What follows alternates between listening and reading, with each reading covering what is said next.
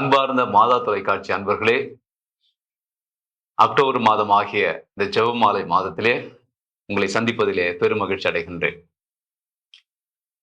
மற்ற நாட்களில் நாம் அன்னையை மகிமைப்படுத்துகின்ற ஜெபமாலை ஜெபித்தாலும் கூட இந்த அக்டோபர் மாதத்திலே இன்னும் உருக்கமாக அன்னையிடம் இன்னும் நெருக்கமாக வருவதற்காக இந்த ஜெபமாலை பக்தி முயற்சியை நாம் ஒவ்வொருவருமே நாம் கடைபிடிக்கின்றோம், ஜெபிக்கின்றோம். ஜெபமாலையை ஒரு விவிலியத்தினுடைய நற்செய்தியினுடைய ஒரு சுருக்கம் என்று சொன்னால் அது மிக பொருத்தமாக அமைகிறது.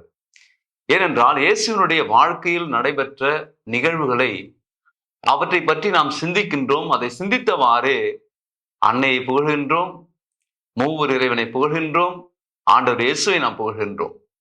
எனவே ஏதோ ஜெபமாலை என்பது விவிலியத்தை கடந்த ஒன்று அல்ல, விவிலியத்திற்கும் அதற்கும் தொடர்பு இல்லாத ஒன்றல்ல, மாறாக அதுவே நற்செய்தியினுடைய ஒரு சாரமாக, ஒரு சுருக்கமாக நமக்கு எளிய வடிவிலே கொடுக்கப்பட்டிருக்கிறது. இந்த ஜெபமாலையை பலரும் பக்தியான முறையிலே ஜெபித்து பல பலன்களை தங்களுடைய வாழ்க்கையிலே கண்டிருக்கிறார்கள்.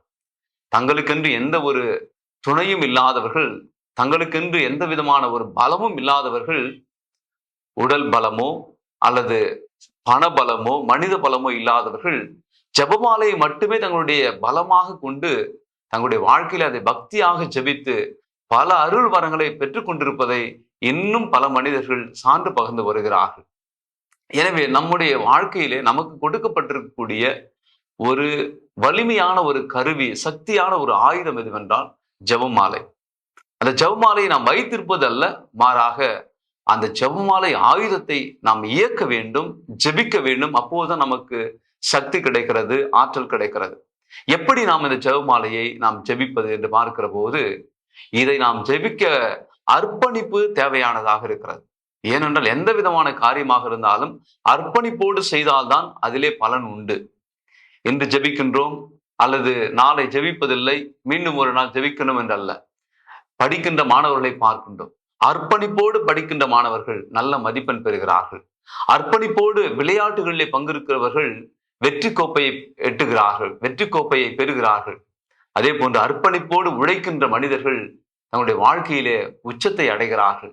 அதே போன்றுதான் இந்த ஆன்மீக வாழ்விலே, இந்த ஆன்மீக பயிற்சியிலே நாம் அர்ப்பணிப்போடு ஜெபிக்கிற போது நாமும் இதற்கான பலனை பெறுவோம் என்பது உறுதியானதாக இருக்கிறது. அதே போன்று இரண்டாவது நிலையிலே அர்ப்பணிப்போடு இணைந்து ஒரு அன்பளிப்பும் நமக்கு தேவையானதாக இருக்கிறது. அன்பளிப்பு என்றால் நம்மால் இயன்ற உதவிகளை நம்முடைய சகோதர சகோதரிகளுக்கு கொடுப்பது, வழங்குவது. அதாவது பொருள் உதவியாக இருக்கலாம், நம்முடைய உதவியின் வழியாக இருக்கலாம், ஒரு ஆறுதலான ஒரு வார்த்தையாக இருக்கலாம். அது மற்றவருக்கு அன்பளிப்பாக மாறுகிறது.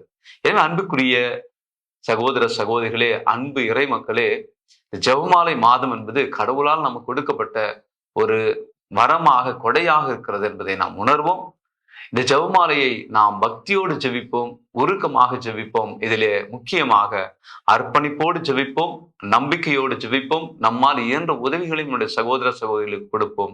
எனவே இந்த ஜெபமாலை என்கிற ஆயுதத்தை நன்முறையிலே நாம் இயக்குவோம், பக்தியோடு ஜெபிப்போம், பலனை பெற்றுக்கொள்வோம். அன்னை மரியாளுடைய பரிந்துரையை நிரம்ப பெற்று வாழ்வோம்.